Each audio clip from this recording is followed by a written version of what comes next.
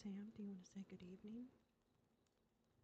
Are you kissing the microphone?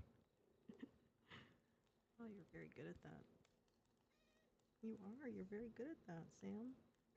Yeah, I know. What do you think? What do you think? Hmm? I know. I don't know. I'm not sure. Well, that was Sam, and he came by to say hi. I thought I'd do a little reading tonight and open up the chat. People haven't seen each other, or I mean, you have seen each other off and on different social platforms, but we haven't done any reading in a while. Hold on, let me get us a campfire. Oh, you can't hear? Can you hear me now? Testing, testing, testing.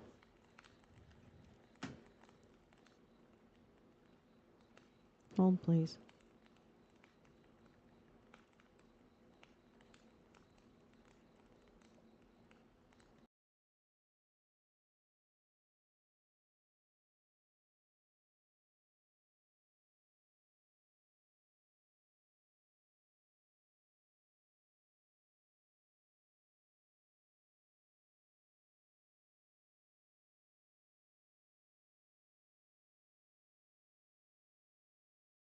Okay, well, I know how to fix that.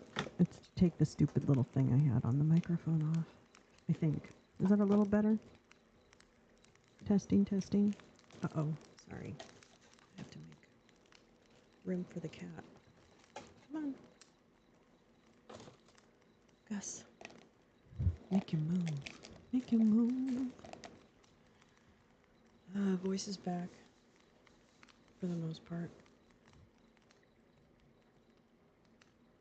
Um, so hopefully this is a little bit better. I don't know why my mic keeps going kind of in and out. I think it has something to do with, I'm sure it's a connection issue.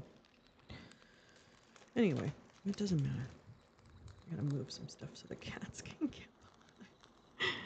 It's all about the cats.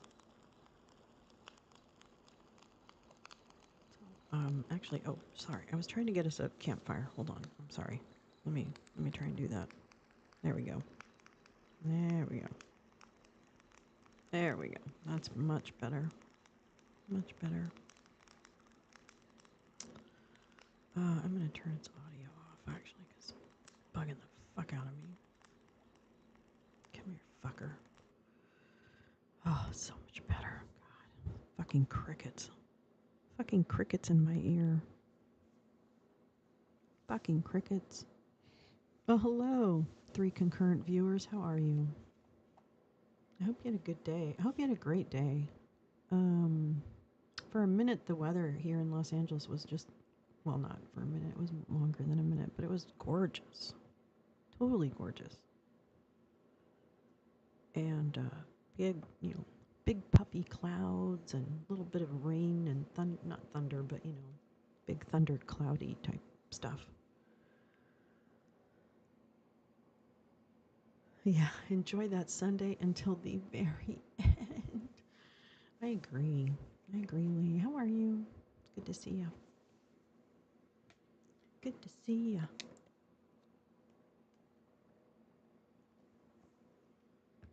It's too bad you guys missed Sam. He said hello to you. Hey, Bob, how you doing? I hope everyone's well. I hope so.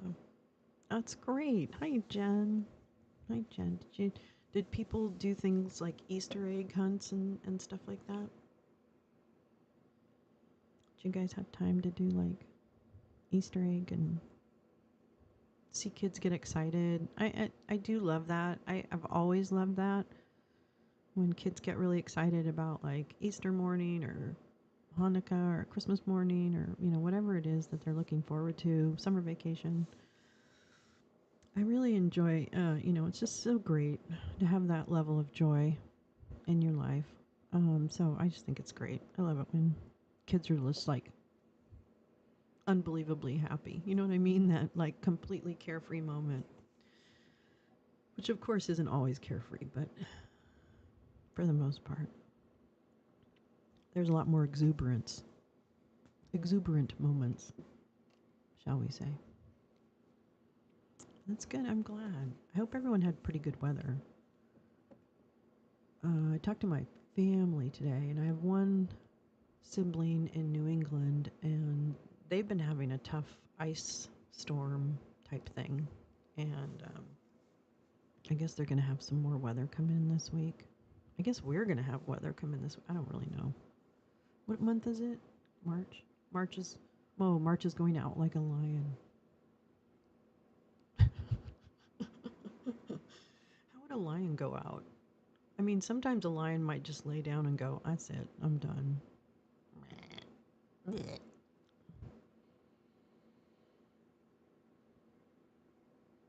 But then other times it might, I guess, go out like. So is April going to come in like a lamb? Is that what it is? Out like a lion and in like a lamb? What the fuck? What does that even mean? Out of what? Into what? What the fuck do they have it to do with the change of seasons? Nothing. Nothing. Anyway. So, yeah. Here we are. Here we are. On our Sunday night. Is it Sunday? Yeah, Sunday. Sunday night. Ready to rock and roll. I announced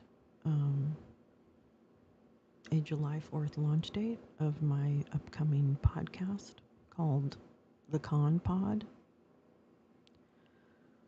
I can't wait. I think there are going to be some people that are very unhappy about it, and I can't wait.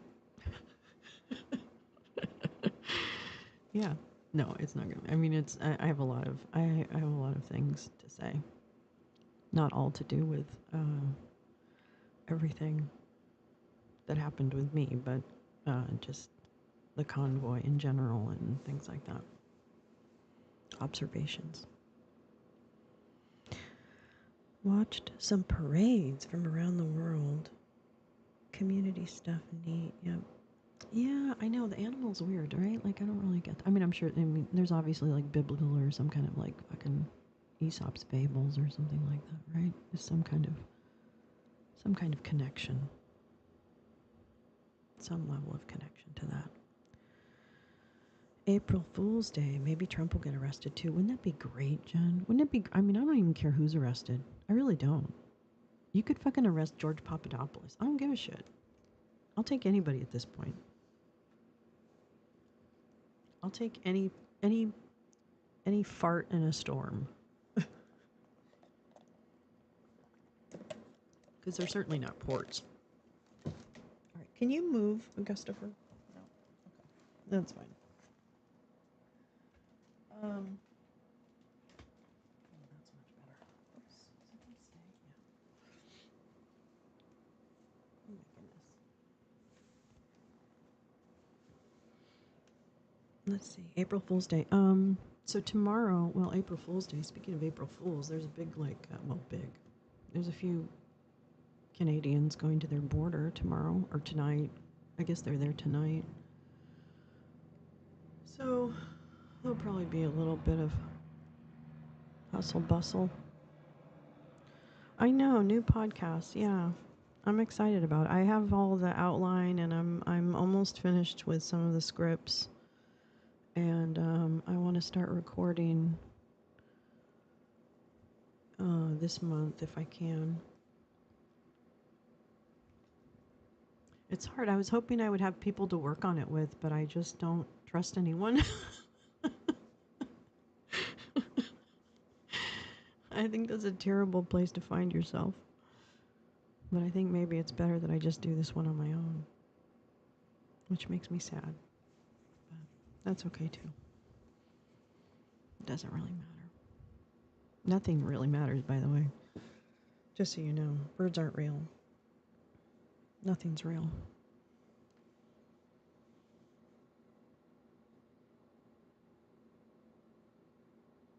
Yeah, so the tale of the tape is that I had surgery, which I'm not going to go into.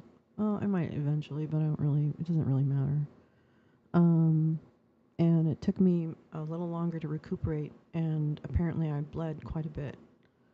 So my week last week was different than I thought it would be, but it was fine. Everything was fine, and I am fine, and everything is great.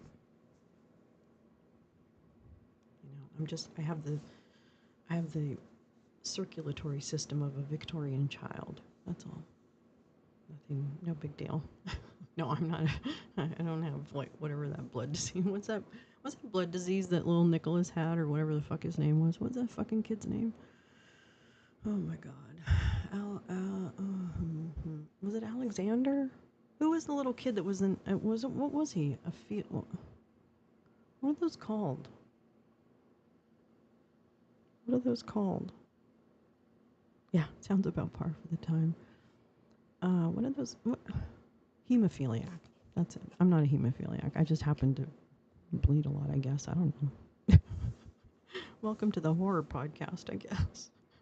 The graphic horror podcast, hemophilia, yeah. But I do not have hemophilia. More flat.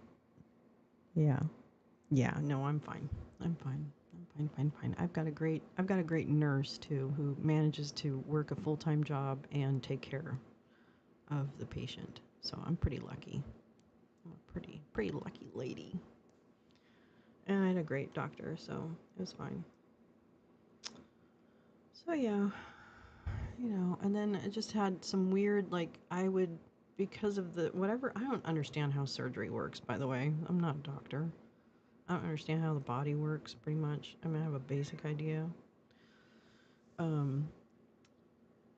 But apparently, I would have problems, speaking for, I had problems speaking last week for, 48 hours.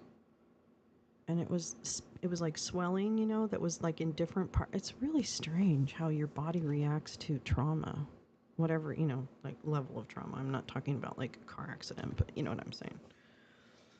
So anyway, that's probably more than anyone wanted to know about my HIPAA, my HIPAA file. But, sometimes it's good to explain what's happening. I'm more of the person that just says, this is what happened, this is what I did, and yeah. So I don't really keep a lot of, details personal about me. I mean, I've always been open, with my drinking and, all the crazy shit I did. So I don't really give a shit what anybody thinks about anything that I do. Unless you're paying the bill for it, I don't really give a shit. And guess what? Ain't nobody paying the bills for this except for me. And years of hard work. No. Yeah, anyway. No, we want to know. Yeah, we want to know. Stay flat and clamped, yeah. Well, I guess yeah. I think they just keep an eye on you. When you bleed a lot during surgery, I think it's normal for them to keep an eye on you. That's what I'm telling myself. I'm just kidding. I'm telling you, sensitivities of a Victorian child. It's a real thing. It's definitely a real thing. So, all right. I was going to start reading this book. And,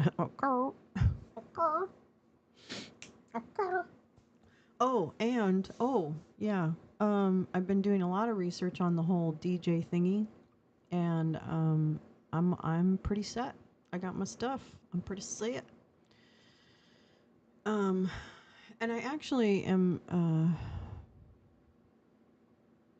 which is great because I really want to do some of that stuff. And yeah, I'm I just want to do some more stuff. I just want to do something different. It's not working for me. It's not working for me living completely I need to move out of one portion of my life. Not like, like stream. I love streaming. This is why I decided to come on tonight cuz I love streaming. But yeah. Anyway.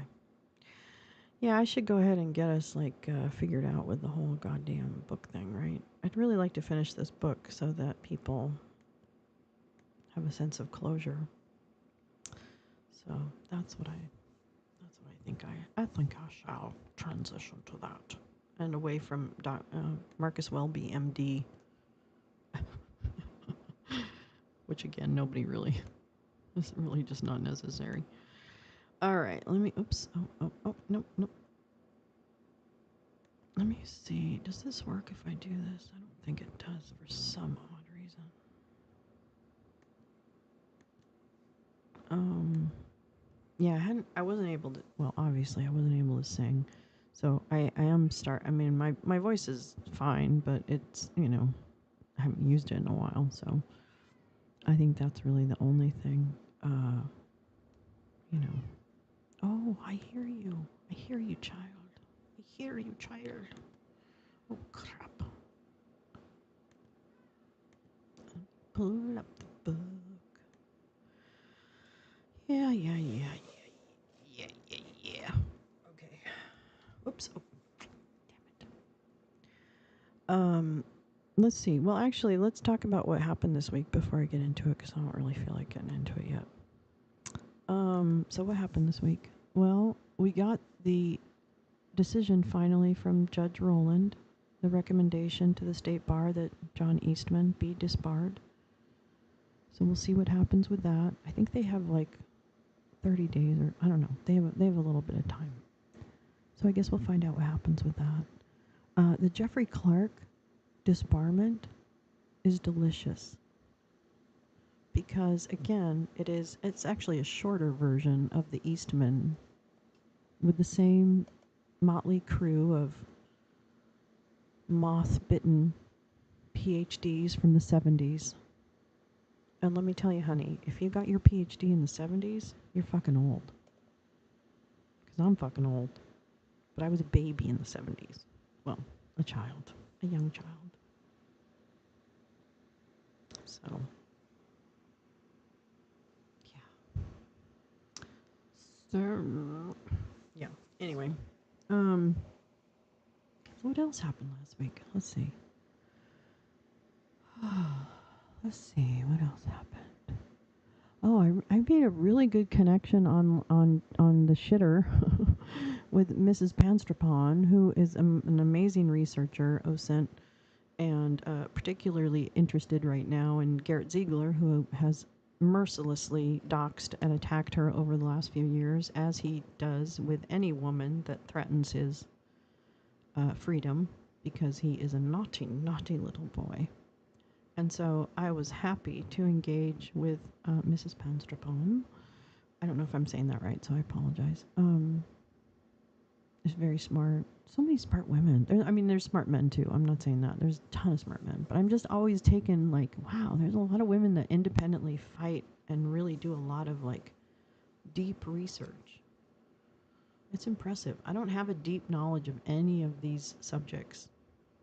It's really the people around us and you guys that have the deeper knowledge on these subjects than I do. I don't know. I can read sometimes. Not always. Sometimes. But yeah, no, I'm excited. I want to get Garrett. He's a bastard. He's especially a bastard to women. I have a feeling I'm going to become one of those what is that? What's that one? Oh, Elektra. Who's the one that gets really pissed off? I guess it's not Black Widow. Maybe it's Catwoman. Who's the one that really is done? I think it's Catwoman. Halloween costume idea. That was a great connection. No, I'm really, really, really glad. I just admire her so much. I always have. So it's always nice to be connected and yeah, just really great. Same with Paula Poot. Oh my God, that was so great. Poot de Boo. Yeah, she's doing a great. Okay, so Paula Poot has the most deep knowledge of True the Vote and all of those. Catherine Engelbrecht and She-Hulk. Oh, I like She-Hulk. Oh, that's a great one. Because you know what? She got the shaft.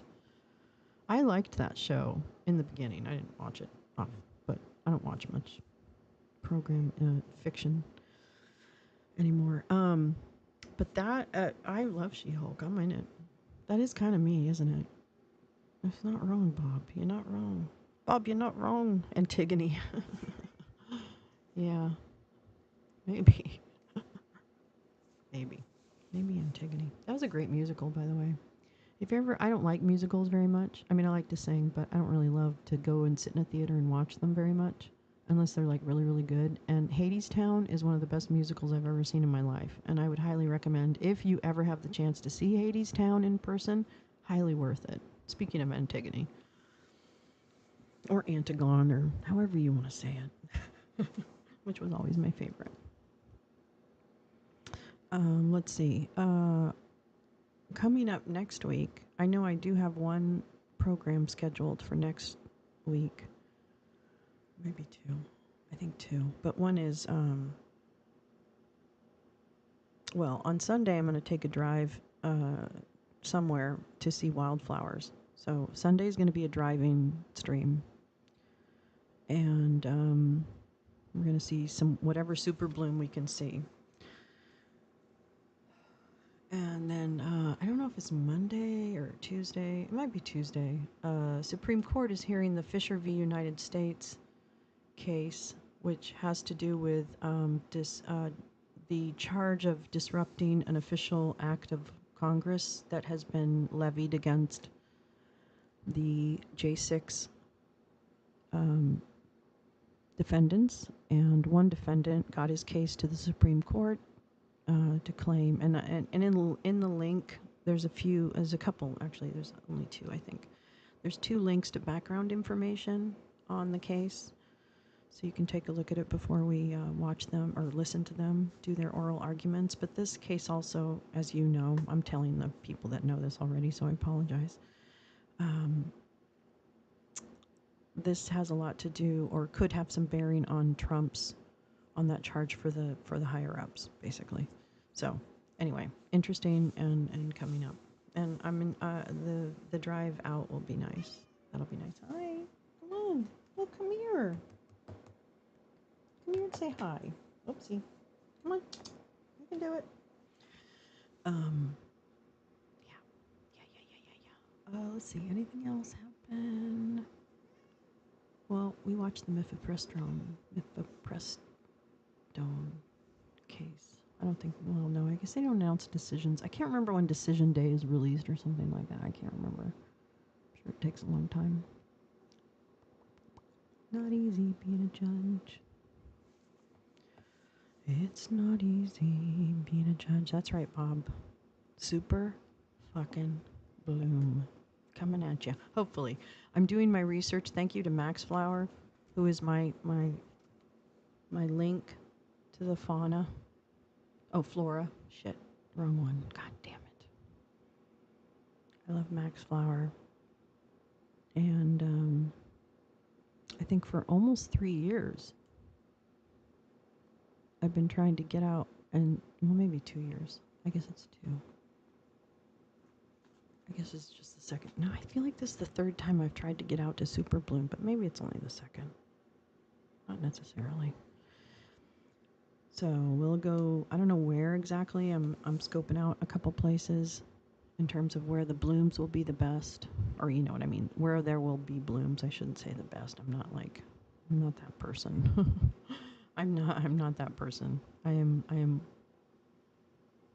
always, I am never disappointed. Let me put it that way. By anything that they set out to do like that, I'm never really disappointed. No, in fact, I'm never disappointed. Now I can honestly say that.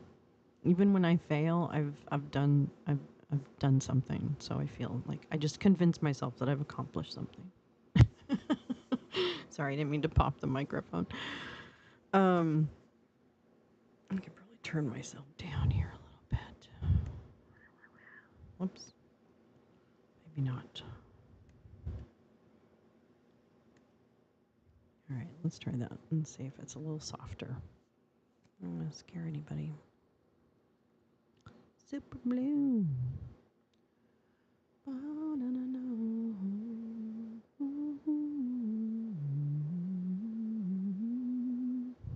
Blinded by the light. I have to. One of my daughter's friends is an audio engineer. I was gonna ask if they could just look at my settings because I think like I don't really understand like all the decibel stuff and all that. And I'm sure there's a way to do it so that it's a really pleasant experience on the other end. I want to make sure it's a pleasant experience. Anyway, all right. I guess I should stop wasting time and get into the reading. So let's do it.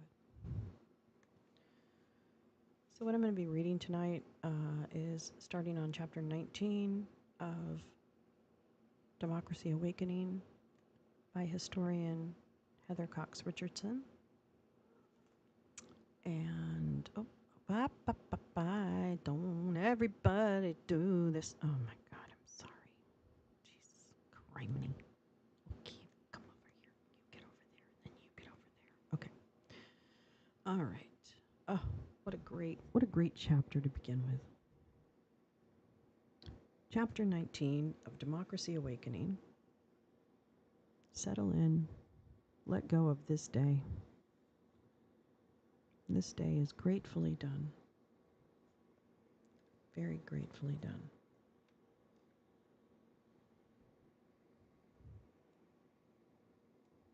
And just relax and we shall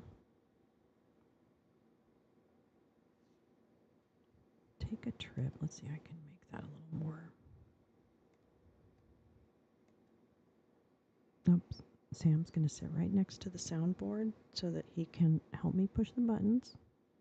I think that's great. Really happy about it. Please do not touch, sir. Maybe Sam's my audio engineer. Maybe that's who's behind it. Super Bloom. Okay, here we go. January 6th. As early as 2019, Trump had joked about staying in power regardless of the election results.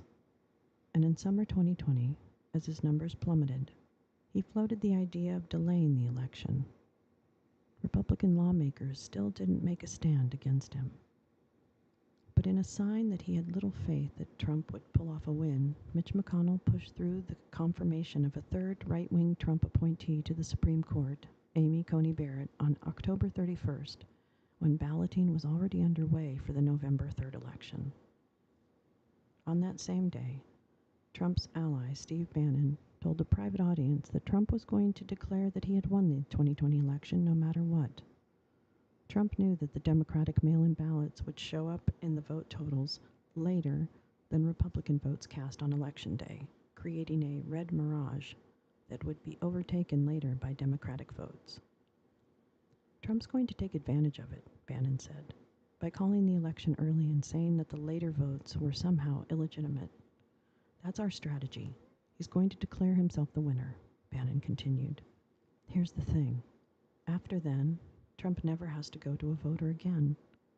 He's going to say, fuck you. How about that? Because he's done his last election. End quote. That's almost how it played out. Early returns on the evening of Election Day, 2020, November 3rd, showed Trump with leads. But more quickly than anyone expected, Democratic votes turned the key state of Arizona blue, and the Fox News channel called the race for Biden. Furious, Trump took to the airwaves at about 2:30 the next morning and declared that he had won, although ballots were still being counted in several battleground states and had no clear winner. We won't stand for this, he told supporters, assuring them he had won. We're going to the Supreme Court.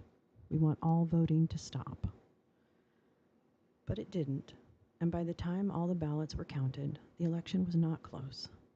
Biden beat Trump by more than 7 million votes, and by 306 to 232 in the Electoral College, the exact same Electoral College margin that Trump had declared a landslide when it favored him in 2016. Trump publicly insisted the election had been rigged, although his own Attorney General, William Barr, who had been a steadfast defender, said the election was legitimate and the conspiracy theories his team was advancing were, quote, ridiculous. But Trump refused to let go of the lie that he had won and, crucially, was able to find allies in the Republican leadership willing to help him overturn American democracy, either by actively helping or by staying silent. Over the next few months, the Trump campaign challenged the election by demanding recounts, all of which confirmed that Biden had won. Trump or his surrogates filed and lost at least 63 lawsuits over the 2020 election, most of which were dismissed for the lack of evidence. And yet, right-wing media continued to hype the idea that the election was stolen, and election officials and ballot counters received death threats. Trump and his allies also held informational sessions with state legislators to convince them that they had the power to disregard the will of the voters and choose their own electors. Notably, Trump's allies pressured officials in Georgia to throw out the votes from Democratic-leaning Fulton County. When they failed to do so, Trump himself got on the phone with Georgia's Secretary of State Brad Raffensperger and told him, "I just want to find 11,780 votes, which is one more than we have." As legal challenges failed, Trump's allies turned to a plan advanced by right-wing lawyer Kenneth Chesebro and turned into a memo by lawyer John Eastman, a professor at Chapman University's Fowler School of Law in California. It called for Trump supporters in 7 battleground states to meet secretly and submit a false slate of electors for Trump to Congress and the National Archives. Then, on January 6, when it came time for Vice President Mike Pence to count the electoral votes from the 2020 election, making Democrat Joe Biden president, he could refuse to count the electors from the apparently contested states. That would mean either that Trump would be elected outright, or that Democrats would put up such a fight that Pence could say there was no clear winner and send the elections to the House of Representatives, where each state gets 1 vote. Since there were more Republican delegations than Democratic ones, Trump would be president. This was an extraordinary rejection of the theory of democracy, that voters have a right to choose their leaders, but Trump loyalists believed they were in the right. This is a fight of good versus evil. Trump's evangelical chief of staff, Mark Meadows, wrote on November 24, 2020, to Supreme Court Justice Clarence Thomas's wife, Ginny, who urged state legislators to sign on to the false elector scheme. Meadows continued, "Evil always looks like the visitor until the King of Kings triumphs. Do not grow weary in well-doing. The fight continues." When Pence refused to participate in the plan, likely knowing that if the coup failed, he'd be the one left holding the bag, Trump fell back on an old tactic of spreading a false narrative through an investigation. He plotted to name Jeffrey Clark, a lawyer for the Environmental Division of the Justice Department, as Attorney General. Clark planned to announce the battleground state legislatures that the Department of Justice was investigating various irregularities in the election. This was a lie, and that they should choose a new set of electors. Only the threat that the entire leadership of the Department of Justice would resign made Trump back down. Republicans had gone along with the charade that the election had been stolen, seemingly hoping to pick up Trump's supporters for their own political ambitions. In the House, especially, Trump's allies began to echo his accusations and to say that they would question the counts from certain states. Such challenges required a paired vote with a senator, and McConnell tried hard to hold his conference from joining the radicals in the House. It didn't work. Josh Hawley of Missouri, who saw himself as a top 2024 presidential contender, and Ted Cruz of Texas, who didn't want to be undercut, led 11 other senators in a revolt to challenge the ballots. McConnell had lost control of his conference. Trump now called the shots. On January 3rd, all 10 living former defense secretaries signed an op-ed in the Washington Post, warning that any, quote, efforts to involve the U.S. Armed Forces in resolving election disputes would take us into dangerous, unlawful, and unconstitutional territory. Close quote. They also seemed to put colleagues on notice. Civilian and military officials who direct or carry out such measures would be accountable, including potentially facing criminal penalties for the grave consequences of their actions on our republic. But Trump was still not out of cards to play. He had been courting right-wing mobs since August 2017 and had openly turned to them during the campaign, telling the Proud Boys in September, for example, to stand back and stand by. Then, on December 19th, frustrated by his inability to get the election overturned, Trump tweeted to his supporters that it was statistically impossible to have lost the 2020 election. Big protest in D.C. on January 6. Be there. We'll be wild. At the Stop the Steal rally on January 6, held at the Ellipse near the White House, Trump and his surrogates told the crowd that they had won the election, and he warned, "We are going to have to fight much harder." He claimed that Chinese-driven socialists were taking over the country and assured the crowd, "We're gathered together in the heart of our nation's capital for one of the very, very basic and simple reason, to save our democracy." He told them, "You'll never take back our country with weakness. You have to show strength, and you have to be strong. We have come to demand that Congress do the right thing and only count the electors who have been lawfully slated, and we fight. We fight like hell, and if you don't fight like hell, you're not going to have a country anymore." And knowing that they were armed, he told them to march to the Capitol. The violent attack on the United States government that followed brought to life the mythological history that the Republicans had come to celebrate, tying Trump's authoritarianism to the Republicans' embrace of America's unequal past. Trading 1776 slogans, the Trump Republicans who attacked the Capitol believed they were writing a new history of the United States, one that finally embraced the hierarchical version of American history claimed by the Confederates before them. After decades of feeding hungry voters ideas and images straight out of the nation's white supremacist past,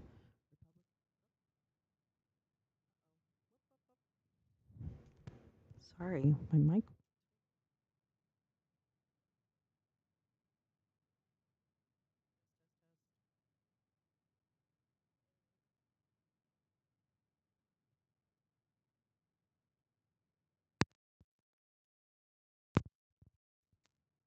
Test.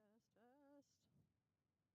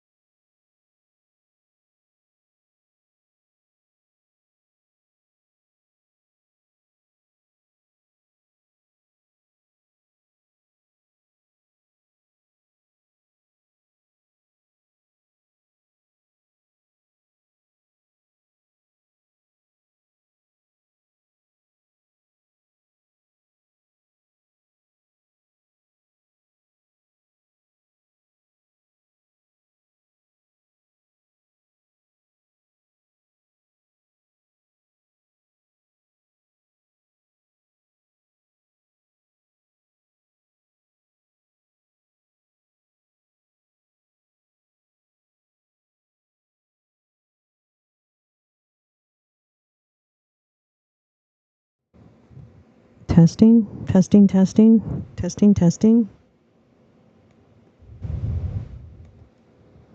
testing. Oh, oops. blowing you out of the water. I love technology. I don't really think I have that fancy. Oh, wait, hold on. Sorry.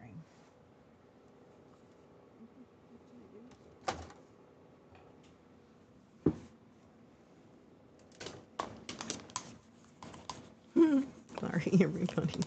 So loud. You can hear, yeah, I know. You can hear. It's probably horribly loud. Okay.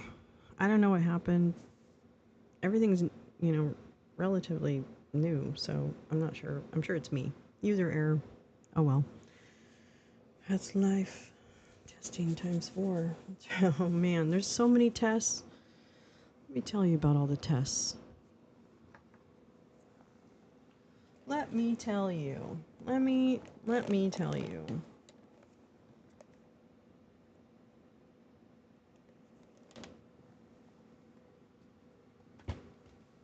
One fucking test after another.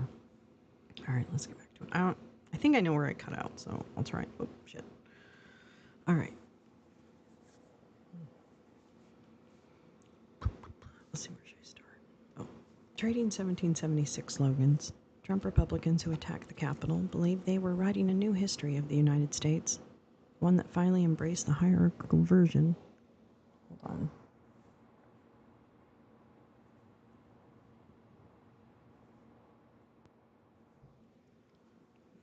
Maybe turn the decibels down just a little bit. Okay.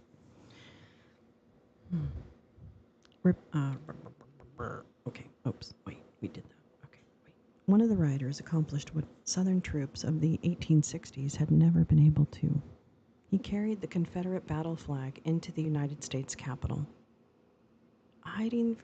From their hiding spots, lawmakers begged the president to call off his supporters, but he did nothing for more than 3 hours. After 5:40 p.m., when the National Guard had been deployed without his orders, thus making it clear that the rioters would be overpowered before either taking over the government themselves or giving him an excuse to declare martial law, Trump issued a video statement. "I know you're hurt," he said. "We had an election that was stolen from us. It was a landslide election, and everyone knows it, especially the other side. But you have to go home now. We love you. You're very special." He tweeted, "Remember this day forever." And that's the end of chapter 19.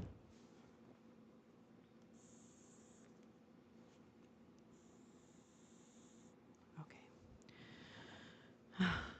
Just had to take a little smoke there. I'm going to tell you right now, I got before on my last day in Orange County where I was having my stuff done, my surgery. I did because I just wanted to see what the services were like down there because I think there's some really nice areas down there in Orange County. I might think about moving out there. I don't know. I feel like I want to get out of the city. Right now, the city's really ruined for me, and it's just making me more sad. So maybe it's time for me to find a little mountaintop somewhere and put a little house on it or something. I don't know. So anyway, I don't know. I was thinking about it. Anyway, so long story short, of course I had to check the weed delivery before I left town, even though I couldn't smoke. But I did take some home with me because I had to wait until I could drive home. Anyway, it was really great. It's a good price. Everybody's so nice. It's really powerful. I don't know what I'm smoking, but it hasn't totally put me out yet, and I'm really working hard on that. I'm working hard on complete lack of consciousness. That's what I'd like. I'm working towards lack of consciousness. Goals. #goals. All right. Chapter 20. The Big Fucking Lie. No, it's just called The Big Lie. I'm sorry. In the wake of the attack on the U.S. Capitol, it initially seemed as if Trump had become so toxic that the Republicans would veer away from him and back toward the safer ground of politics before 2016. My location back. Oh, yeah, no shit, Jen. I think I did that with Amazon because we had to order something, or my daughter did it. We had to order something, and we had it go to the wrong place, which is fine. I mean, because it's something we needed both places. Anyway, sorry. Let me see. While pro-Trump media tried to blame the attack on left-wing media, all four of the country's living ex-presidents, Democrats Jimmy Carter, Bill Clinton, and Barack Obama, and Republican George W. Bush, called out Trump and his party for inciting the rioters. Trump immediately lost his access to Facebook, Instagram, and his beloved Twitter, and people across the country called for his removal through the 25th Amendment, impeachment, or resignation. And cabinet members and White House staff resigned, and finally a handful of Republican politicians spoke out against the president. But Trump refused to back down. Although aides warned him that there was talk of removing him, he nonetheless spoke to supporters in a video on January 7th. "I know you are disappointed," he said, "but I also want you to know that our incredible journey is only just beginning." At the time, he seemed delusional, but it was actually true, at least for a growing group of people who seemed to be known as election deniers. When the House of Representatives voted to impeach Trump for a second time on January 13, 2021, for incitement of insurrection, only 10 Republicans voted in favor, while 197 voted no. 4 did not vote. In the Senate, 7 Republican senators joined the Democrats to convict, while 43 continued to back Trump. Having suffered no consequences for his actions inciting his followers to attack our democracy, like the Confederates in 1865, Trump continued his behavior, falsely telling his supporters that he had been cheated out of a landslide victory by thieving Democrats. Far from retreating, Trump had moved to the stage that scholars of authoritarianism call a big lie, a key propaganda tool associated with Nazi Germany. This is a lie so huge that no one can believe it is false. If the leaders repeat it enough times, refusing to admit that it is a lie, people come to think it is the truth, because surely no one would make up anything so outrageous. In his autobiography, Mein Kampf, Adolf Hitler wrote that people were more likely to believe a giant lie than a little one, because they were willing to try and tell small lies in their own lives, but would be ashamed to resort to large-scale falsehoods. Since they could not conceive of telling a colossal untruth, they would not believe that others could have the impudence to distort the truth so infamously.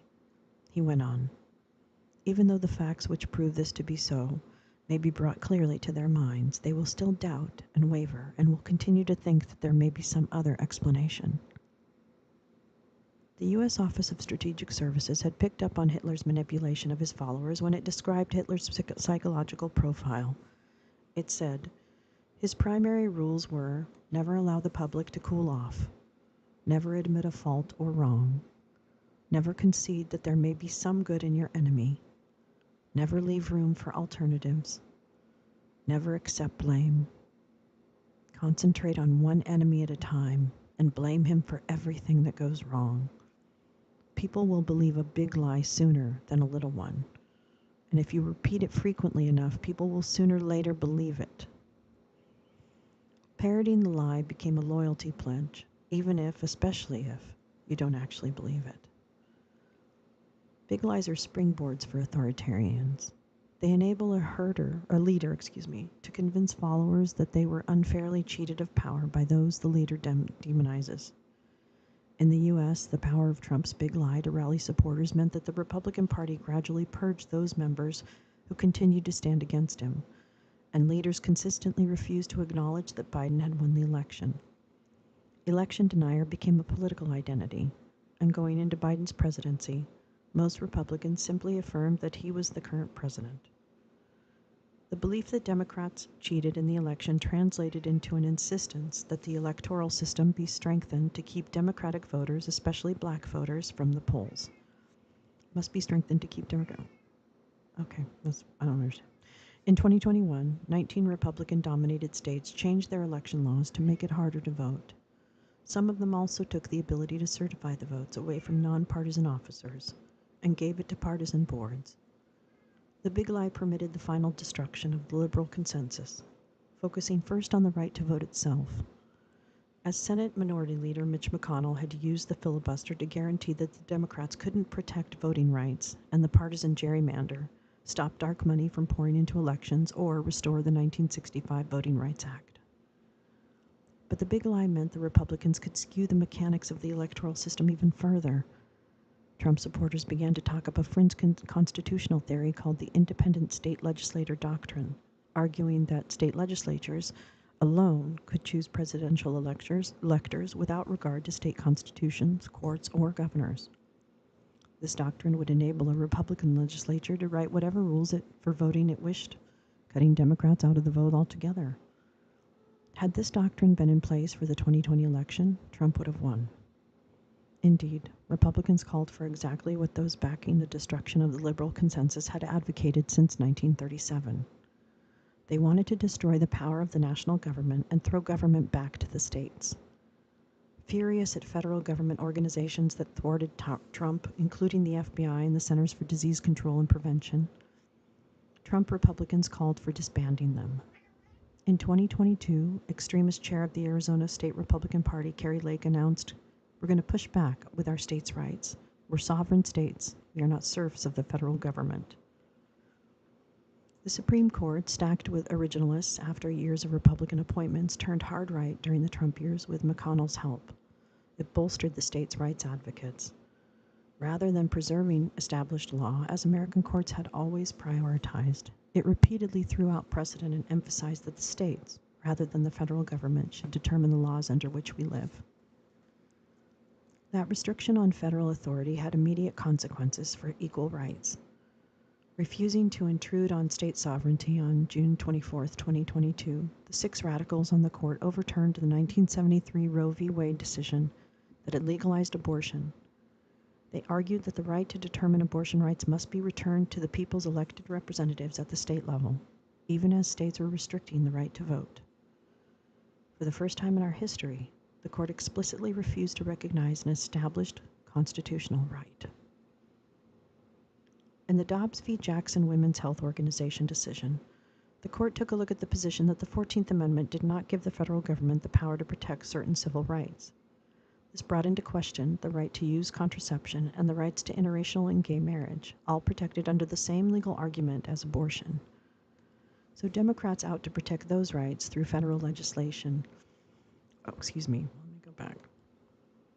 So Democrats out to protect those rights through federal legislation. But Republicans in Congress overwhelmingly voted to oppose such laws. Although 62% of Americans supported reproductive rights, 99% of House Republicans voted against them. Although more than 90% of Americans supported the right to use birth control, 96% of the House Republicans voted against it. Although 70% of Americans supported gay marriage, 77% of House Republicans voted against it. In the Senate, Republicans filibustered the measures altogether. The destruction of federal power also signaled an end to the federal regulation of business.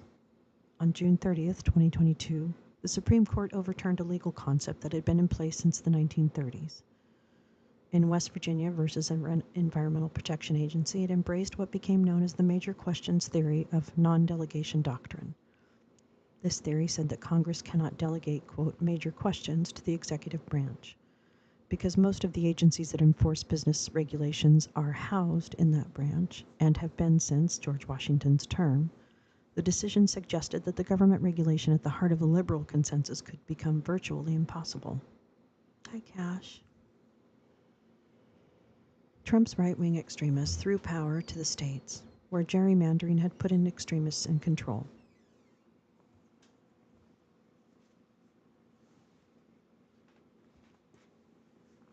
Sorry, I had to hand the cat treats off.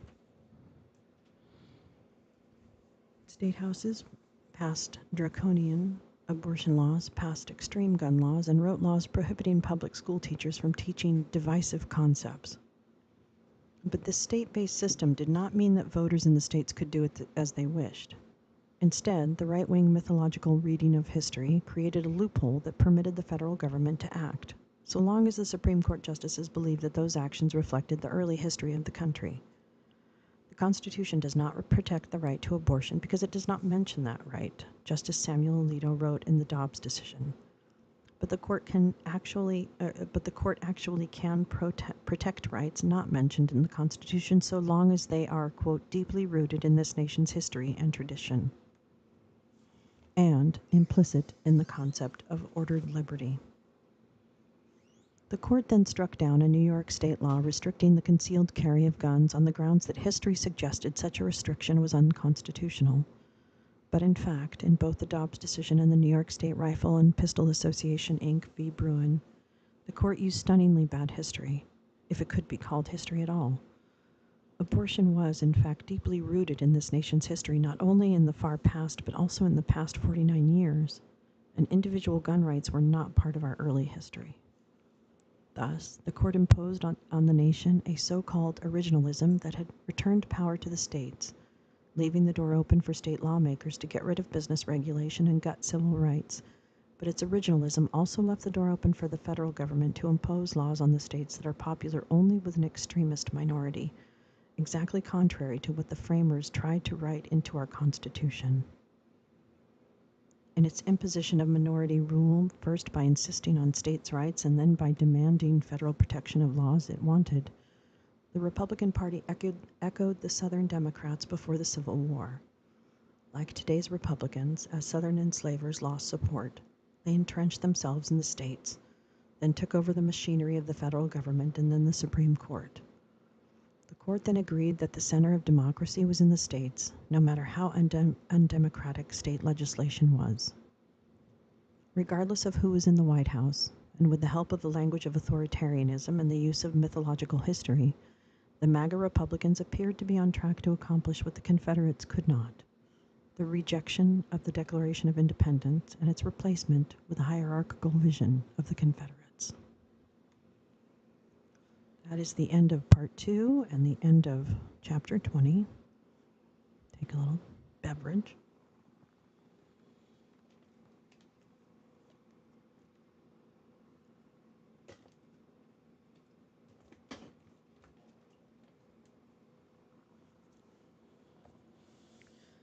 And we're entering the final part of the book, Reclaiming America.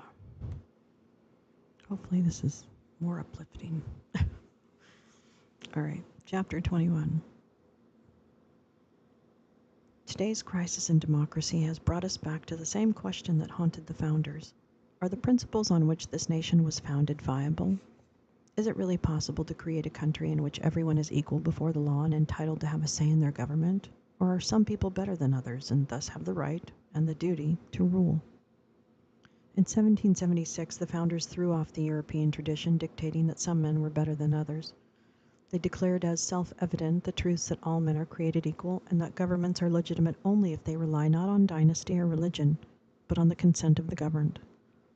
The founders were so sure of these propositions that they gave them the form of a mathematical constant.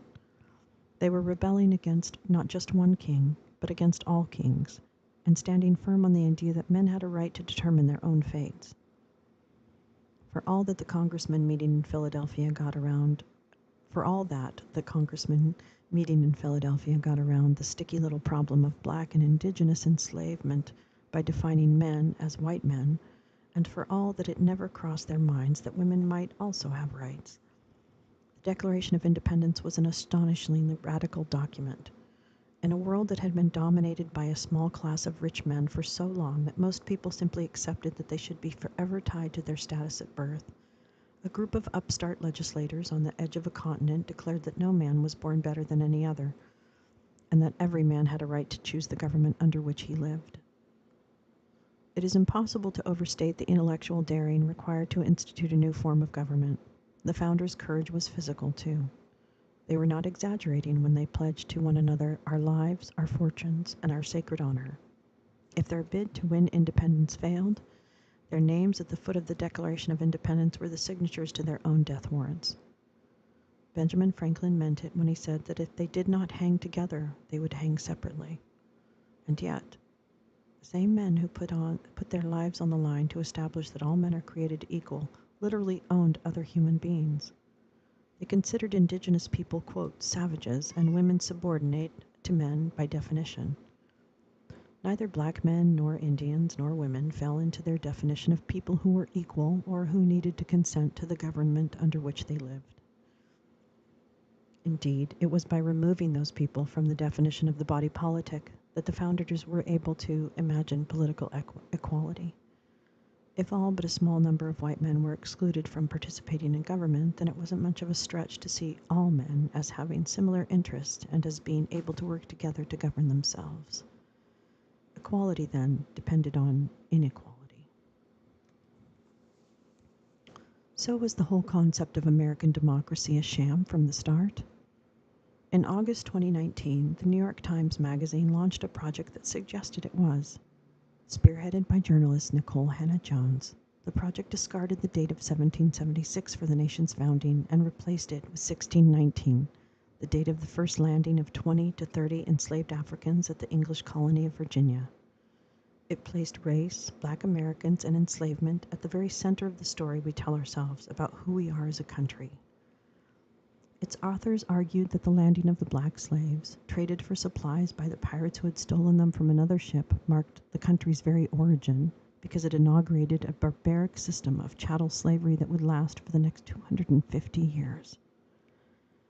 From slavery and the anti-black racism it required, the editors claimed grew nearly everything that has truly made America exceptional: its economic might, its industrial power, its electoral system, its diet and popular music, the inequities of its public health and education, its astonishing penchant for violence, its income inequality, the example it sets for the world as a land of freedom and equality, its slang, its legal system, and the endemic racial fears and hatreds that continue to plague it to this day. In response, Trump organized his own project, the 1776 Commission. Its members released their report on the federal holiday that celebrates the birthday of the civil rights icon, Reverend Martin Luther King Jr., and just days before Democratic President Joe Biden's inauguration. They presented a version of America based in the uplifting pronouncement of the founders alone, suggesting American democracy was established as soon as the lawmakers of the Second Continental Congress articulated it. The report highlighted the nation's founding documents from the Revolutionary era, especially the Declaration of Independence, saying that the principles written in the Declaration show how the American people have ever pursued freedom and justice. It glided over the reality of the glaring inequalities in our history, offering up the historical myth that authoritarians require, that the nation has been founded on divinely inspired and timeless principles that were pure in our past and were now being challenged by enemies. No other nation, it said, had worked harder or done more to bring to life the universal truths of equality, liberty, justice, and government by consent. The 1776 report demonstrated in real time how leaders seeking to undermine democracy have tied American history to their cause. The historical inequality embedded in our founding, that all men are created equal, depends on the subordination of minorities and women. Whenever members of marginalized groups seem to approach equality, anti-democratic leaders can drum up supporters by insisting that they are attacking national principles and reducing white men to subservience. Those leaders reject the idea of equality, but paradoxically, they root that rejection in our founding. Their version of America depends on keeping political power and economic opportunity away from Black and brown Americans and keeping women in roles as wives, mothers, or sexual objects as they were in the founding era. To justify that exclusion, it also requires defining the powerless as inferiors, either criminals or weak-minded people unable to think and act for themselves. When Trump's followers attacked the U.S. Capitol on January 6, 2021, they were embracing this strand of American history, one that stretches beyond 1619 to the enslavement of indigenous Americans that began as soon as European sailors dropped anchor off the American continents. That version of history was articulated clearly by the Confederates whose battle flag Trump Republicans carried into the U.S. Capitol on January 6. Quote, I repudiate as ridiculously absurd that much lauded but nowhere accredited dogma of Mr. Jefferson, that all men are born equal. Quote, South Carolina Senator James Henry Hammond wrote before the Civil War. In his view, voters had no right to determine policy, Their role was to simply choose one set of leaders or another. The U.S. history that emphasized the inequality the founders the U.S. history that emphasized the inequality the founders practiced rather than the equality they preached gave us the Jim Crow and Juan Crow laws of the late 19th century and early 20th centuries. It also gave us the policies that crowded indigenous Americans onto reservations where disease and malnutrition, as well as lack of opportunity, killed many of them and pushed the rest into poverty. It gave us the 1924 Immigration Act, which ranked immigrants according to their country of origin. The intersection of that hierarchical theme in U.S. history and authoritarianism came together quite explicitly in the German fascism of the 1930s, when Nazi lawyers and judges turned to Americans' Jim Crow laws for inspiration. Hitler looked to America's indigenous reservations as a way to rid a country of unwanted people. He called the Ukrainians, Poles, and Jews, whom he intended to massacre, quote, Indians. Anti-democratic leaders in the U.S. have convinced their followers that not only are they losing significance, but also that by joining a movement to put their leaders in power, they are defending the nation's traditions. Those they convince willingly abandon the principles of equality and replace it with a conviction that some people are better than others and should be in control. In the 21st century, Trump used the classic tools of authoritarian leaders to assure his followers that this was America's true history and that they would return to relevance and power as soon as they recovered it. That promise to own both the past and the future was a heady mix, and it came close to ending American democracy. But this is not the only story of the United States of America. Over 3 centuries, Americans who believed in the principles of democracy, those ideals articulated by the founders, however imperfectly they lived them, have asserted the principles of equality in government by consent, even in the face of such repression, even as they died for their beliefs. More often than not, those articulating the nation's true principles have been marginalized Americans who demanded the nation honor its founding promises. Their struggles have constantly renewed the country's dedication to the principles that articulated in the Declaration of Independence. Their fight for equality reveals the true nature of American democracy. It is, and always has been, a work in progress. The fundamental story of America is the constant struggle of all Americans from all races, ethnicities, genders, and abilities to make the belief that we are all created equal and have a right to have a say in our democracy come true. We are always in the process of creating a more perfect union. It is enslaver Thomas Jefferson articulating those principles, and it is also Abraham Lincoln deciding to leave his lucrative law practice to stop the spread of human enslavement into the American West. But, just as powerfully, it is extraordinary Americans like Harriet Beecher Stowe turning her grief for her dead 18-month-old son into the story of why no mother's child should be sold away from her. Rose Herrera suing her former enslaver for custody of her own children. Oh. Is that better? I wonder why it's not working. I'm sure it's me.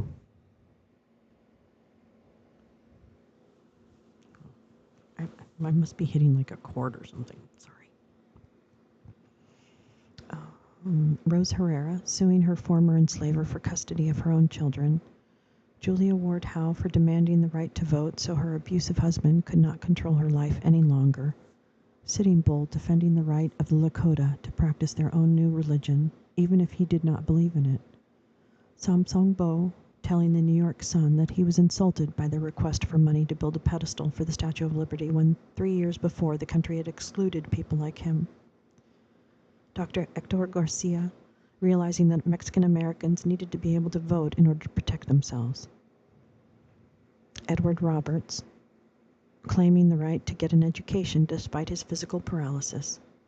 Stormy Delaverte, the drag king who was identified with the first punch at the Stonewall riot that jump-started the gay rights movement.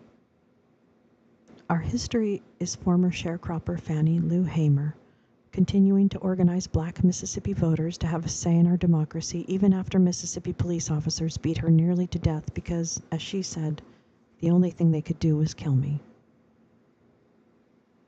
And like all Americans before her, setting out to change the country, Hamer did not work alone. She came from a community and she brought a community together. While Republicans since the 1980s have insisted the symbol of the United States is the whitewashed American cowboy who dominated the West with manly individualism. In fact, the key to survival in the American West was family and friends, kinship networks, trading partners, neighbors who would show up for a barn raising. Working together across racial lines, ethnic lines, gender lines, and age lines was what enabled people to defend their rights against a small group of elites determined to keep control of the country.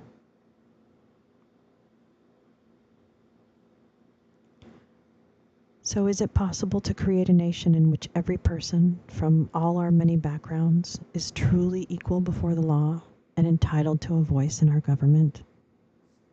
Writing from Jim Crow America in the midst of the Depression, black poet Langston Hughes thought it was. "Oh, let America be America again," he wrote in 1935. "The land that has never been yet, and must be, and yet must be. The land where every man is free." He called for those who made America, quote, "whose sweat and blood, whose faith and pain, whose hand at the foundry, whose plow in the rain, to bring back our mighty dream again." That was the end of chapter 21. I want to do a sound check to see if we still have it cutting out.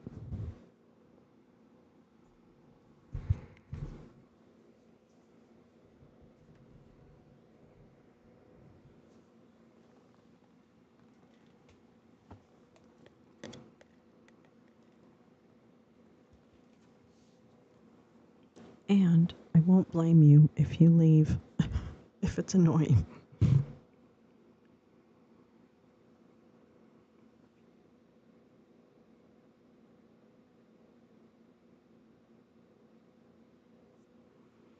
Oh, okay.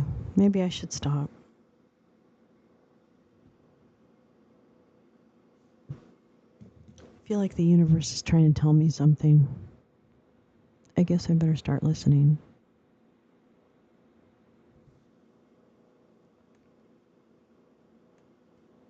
Test. Maybe it's too loud. I don't know. I don't know what the answer is. I don't know what I'm doing.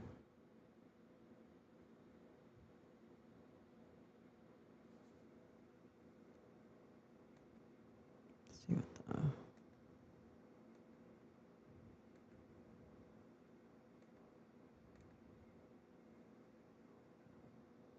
I will see if that does anything. I don't think it will. Yeah, I don't think it's Mercury in retrograde because everybody else seems to be doing kind of okay with their communications. I think it's a Lolo grade. It's a retro Lolo grade. It's a sign. It's a sign from the God that I don't believe in.